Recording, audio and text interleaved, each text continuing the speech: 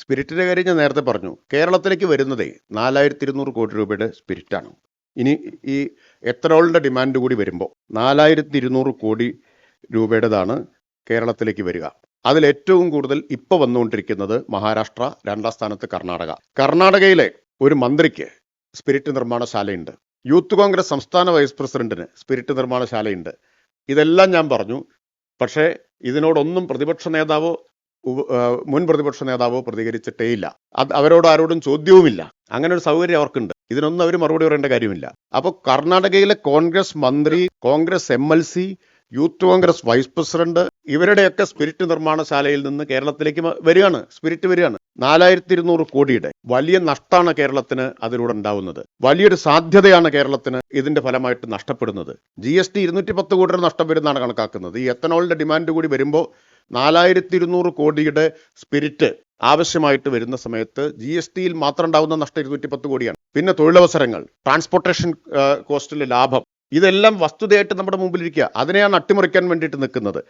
അപ്പം ഈ 4200 കോടി കേരളത്തിന് ലാഭിക്കാൻ കഴിയുന്ന, അല്ലെങ്കിൽ അത്രയും വലിയ ബിസിനസ് കേരളത്തിൽ നിർത്താൻ കഴിയുന്ന, അതിൻ്റെ GST കേരളത്തിന് ആർജിക്കാൻ കഴിയുന്ന ഒരു നടപടി സ്വീകരിക്കുമ്പോൾ പ്രതിപക്ഷം എതിർക്കുന്നതിൻ്റെ പിന്നിൽ ദുരൂഹതയില്ലേ? ആർക്ക് വേണ്ടിയാണ് എതിർക്കുന്നത്? മുൻ പ്രതിപക്ഷ നേതാവ് കേരളത്തിന് പുറത്തുള്ള സ്പിരിറ്റ് നിർമ്മാണ കമ്പനി പ്രതിനിധികളുമായിട്ട് കൂടിക്കാഴ്ച നടത്തിയിട്ടുണ്ടോ? അദ്ദേഹം മറുപടി പറയട്ടെ. ഉണ്ടോ ഇല്ലയോ? നടത്തിയിട്ടുണ്ടോ? നടത്തിയെങ്കിൽ എന്താണ് ചർച്ച ചെയ്തത്? മുൻ പ്രതിപക്ഷ നേതാവ് അദ്ദേഹം മഹാരാഷ്ട്രയുടെ ചാർജുള്ള ആളാണ്. കർണാടക, പിന്നെ കർണാടകയുടെ രക്ഷാകർതൃത്വത്തിലാണല്ലോ കേരളത്തിലെ കോൺഗ്രസ് മുഴുവൻ കഴിയുന്നത്. അപ്പോൾ ഏറ്റവും കൂടുതൽ സ്പിരിറ്റ് വരുന്നത് മഹാരാഷ്ട്ര, രണ്ടാമത് വരുന്നത് കർണാടക. അവിടെ നിന്ന് ഇങ്ങോട്ട് കൊണ്ടുവരാം, ഇവിടെ ഉണ്ടാക്കാൻ പാടില്ല. ഇതാണ് വാദം. പിന്നെ പഞ്ചായത്തിന്റെ വാദമൊക്കെ പൊളിഞ്ഞു കഴിഞ്ഞല്ലോ. നിങ്ങൾ തന്നെ റിപ്പോർട്ട് ചെയ്തിട്ടുണ്ട്. പഞ്ചായത്തിനെ അറിയിച്ചില്ല എന്നുള്ള വാദമൊക്കെ പൊളിഞ്ഞു. രേഖാമൂലം പഞ്ചായത്തിനെ അറിയിച്ചിരുന്നു. 1 വർഷം മുമ്പ് പഞ്ചായത്ത് അതിന് അനുമതിയും കൊടുത്തിട്ടുണ്ട്. ഇത്രയും വസ്തുതകൾ വിശദീകരിച്ചാൽ അത് അവർക്കും ബോധ്യം വരും. ഞാൻ ഇത്രയും വസ്തുതയൊന്നും വിശദീകരിച്ചിട്ടുണ്ടായിരുന്നില്ല. വെള്ളത്തിന്റെ ഇത്രയും വിശദമായ ചർച്ചയും വന്നിട്ടില്ല. ഇത് വിശദീകരിച്ചാൽ സാധാരണഗതിയിൽ ആർക്കും ബോധ്യം വരാതിരിക്കില്ല.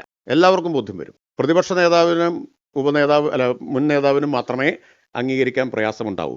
സാധാരണ കേരളത്തിലെ സാമാന്യ ബുദ്ധിയുള്ള ഏത് മനുഷ്യർക്കും മനസ്സിലാവുന്ന, ആർക്കും നിഷേധിക്കാൻ കഴിയാത്ത കണക്കുകളാണ് വെള്ളത്തിന്റെ കാര്യത്തിലൂടെ പറഞ്ഞത്.